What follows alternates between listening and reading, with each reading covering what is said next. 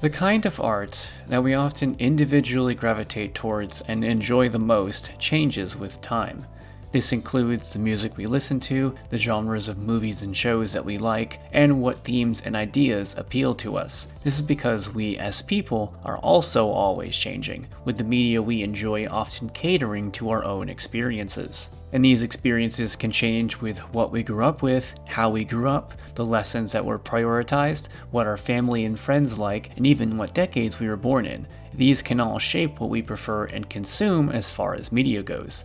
The little differences in our experiences can have a really big rippling effect, and even just one piece or style of media can completely shape what we like. And lastly, our own emotional state can have a big influence. Most people who grew up during the days of grunge rock and hard rock will tell you something like that, since they'll claim that we all at one point had our edgy phase, that era in middle school and high school that many of us look back and cringe at. It's easy to make fun of edgy stuff after all, it's a pretty common bandwagon to jump on. Characters and stories might be lambasted for being edgy by older folks, reviewers, and even people who used to like that kind of stuff, but the truth is, edgy isn't a bad thing. The word is often used like it is a bad thing, and that's honestly the saddest part. As I've said plenty of times on this show, any idea in media can be used greatly or poorly.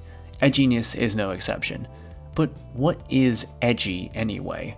A basic definition I found for edgy on Wiktionary is something that is cool by the virtue of being tough, dark, or badass. Dark clothing that billows in the wind, brooding high above a city you're bound to protect, working alone without any help. All of these are examples of something that can be considered edgy. Even some of our most beloved characters in stories like Batman or Fight Club fall into this category. Clearly this style appeals to us. But why? I think it's a form of lashing out. Perhaps we feel helpless, angry, powerless. During times of change and stress, some of us seek light, while others seek darkness. And these edgy themes and characters are a true fulfillment of that darkness in a fictional form. There are other reasons why this can happen, of course, but that seems to be a common one in my opinion. We all like to see a bit of ourselves in a character, and that anger, resentment, loneliness, that's represented in a character that perhaps takes on the whole world. It's a form of wish fulfillment, like with superheroes, or even with real people such as actors. We like to see a character succeed, or even lash out, like how we want to. Even if their struggles are different, that feeling remains the same. And that's a lot of the appeal. They also lend themselves more to something stereotypically cool. Jet black is a very sleek and imposing color, billowing capes and clothes look really great in a tracking shot or silhouettes, and seeing the lone wolf take on enemies after enemies allows for some really intense action set pieces. So that's what edgy is, and why it does, or at least did, appeal to many of us. So why do we make fun of it, and when is an edgy character or theme good, and when are they bad? Well, let's start with that first question. I personally think that people insult and crack jokes about edgy themes in writings because they want to feel above something, whether that be the person wants to feel like they've grown above a past version of themselves, or perhaps something it's a bit crueler, like taking joy away from others. That's the main root. We all at one point have feelings of rage, or doubt, or hopelessness. Whether it goes away or persists, how we deal with it, that can define us. As we grow older, we might want to feel like we've changed, like we've gotten better. Pushing away a more flawed version of yourself, maybe an edgy one, could feel like progress, but unfortunately it's not. I won't go fully into detail, but it's an unhealthy coping mechanism. Others, however, are simply just bullies, and for whatever reason they have for being a bully, that's one reason why they might go against it. And a third group might just not understand the appeal. That style doesn't work for them, and whether they ignore it like some or target it like others, that's how they feel. That's at least a few of the sources of the hate that I can think of.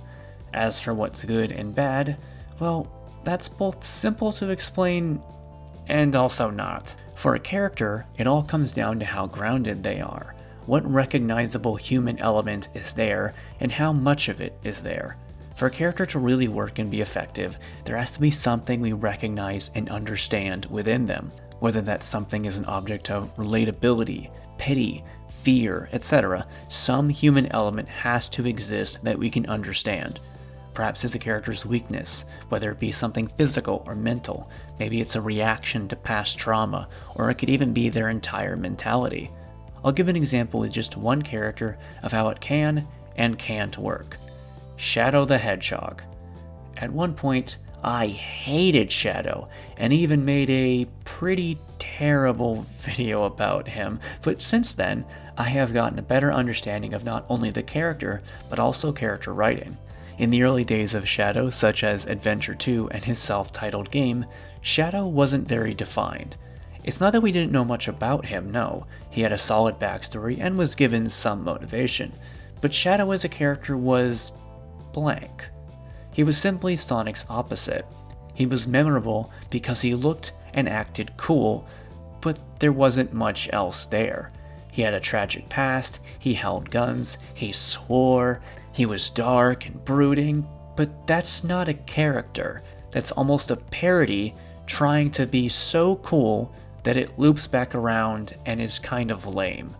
There weren't any definable character traits about him that made him memorable, it was just the look and style of it. But in later games and comics, they gave Shadow more of that human element, more of that character. He became a former lone wolf who now has people he needs to protect. He is quiet, but he's not dull. He's methodical and smart, but still prone to anger. He can keep to himself sometimes, but he still wants to help others. He became a character instead of a caricature. The same goes for other edgy characters like Ryuko Matoi from Kill la Kill. She wears black, she holds a cool sword and acts like a badass, but she still gets close to others and wants to protect them. She's a tomboy with a temper who just wants to do the right thing. She can smile and laugh with her friends, but she will fight against them and the system if she needs to. Guts from Berserk is someone who's dealt with so much suffering and pain and trauma that he fights against everything to prevent it for others. Octagawa from Bungo Stray Dogs is a tryhard who wears all black and hates friendship, but his rivalry with Atsushi and his drive to fight for the Port Mafia still shows that he has a sense of camaraderie, and even exposes his personal weakness to others without realizing it. These are characters that one could make fun of for trying too hard to be cool, but the truth is, that is only a part of who they are. They have things we relate to or understand within them that we like seeing, so when they do these edgy things, we can understand why. They're built up and developed throughout their source material, mentalities shifting and goals changing either a little or drastically. Just as us, they are often a result of their own environment, and by showing either portions of their history before or somehow beyond the story, as well as evolving them and taking their characters to different places than they started, we see other sides to them. Ryuko smiling with her friends and wanting the best for them, Shadow learning to get along with Sonic and even helping him out willingly, Octagawa's banter with Atsushi, and Guts seeing the lighter sides of humanity. They show how multifaceted these characters are, and we like them because we often see some of our own wants, emotions, or even suffering in them, and get to see them do cool things and learn to grow as people. They aren't treated like an angsty teen's rushed out wish fulfillment OC, but rather real characters who share things in common with the audience and even their creators. On the contrary, when a character is defined only by what makes them edgy, they feel one note and disinteresting. The novelty only lasts for so long. Some of Tokyo Ghoul's characters and themes fall into this, drowning in this atmosphere and darkness without offering much else. Dead Man Wonderland also has some of the same trappings as well. Not to say they're devoid of anything good, but those are the big two I think of when I imagine something edgy without heart.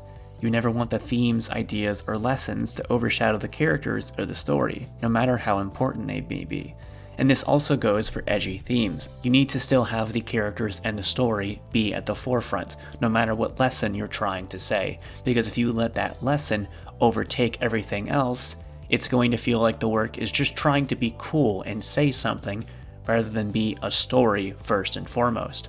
Now, this criticism can be put to a lot of different types of stories as well, usually those that have a political leaning, so it's a very universal thing to think of. Using those ideas that one has in conjunction with the characters, the story, the art, that's how you make something truly effective. And yes, perhaps even something edgy. It's okay to like darkness after all. Though most of us seek the light, some are just more comfortable in the shadows. Good art is good art, no matter what emotion it stems from.